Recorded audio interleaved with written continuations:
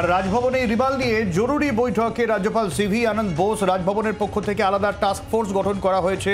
দুর্গতদের সাহায্যে task force গঠন করা হয়েছে এবং আশ্রয়ের জন্য রাজভবন খোলা থাকবে। শ্রেয়সী রয়েছেন আমাদের সঙ্গে, শ্রেয়সী আরো আপডেট দেবে। শ্রেয়সী, দেখো, আজকে যেটা জানা যাচ্ছে যে রাজ্যপাল তিনি টাস্ক ফোর্স গঠন করেছেন মূলত রাজভবনে যারা স্টাফ অফিসাররা রয়েছেন এবং ডাক্তার রয়েছেন তাদেরকে নিয়েই কিন্তু মূলত এই টাস্ক ফোর্স গঠন করা হয়েছে। এছাড়াও থাকছেন বিশেষজ্ঞ, যেরকম তোমাকে বলে রাখি, যেরকম এক্ষেত্রে নির্দিষ্টভাবে এনডিএমএ এবং আরএস এর যিনি ফরমার হেড PM নায়ার তাকেও রাখা হয়েছে টাস্ক ফোর্সে। তাদের সঙ্গেও কিন্তু রাজ্যপাল মিটিং করেছেন এবং এই মিটিং এর পরবর্তীকালে যেটা সিদ্ধান্ত হয়েছে যে রাজভবন সারা রাত খোলা থাকবে।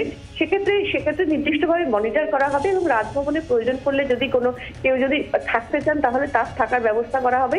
এছাড়া নির্দিষ্টভাবে একটা মেডিকেল টিম তৈরি করা হয়েছে। সেই মেডিকেল টিমের সেখানে ডাক্তাররা থাকবেন এবং ওষুধের ব্যবস্থা থাকবে এবং প্রয়োজন হলে সেই মেডিকেল টিম বিভিন্ন জায়গায় কাজ করতে পারবে। এছাড়া প্রয়োজন হলে যে কোনো কেউ রাজভবনে মেইল করতে পারবেন এবং সেক্ষেত্রে বা ফোনও করতে পারেন রাজভবনে যে PBX নাম্বার রয়েছে সেখানে।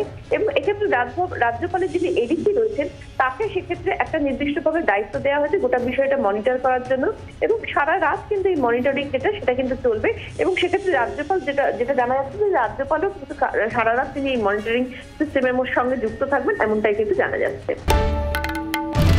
বাংলার আওয়াজ, বাঙালির আবেগ, জি 24 ঘন্টা।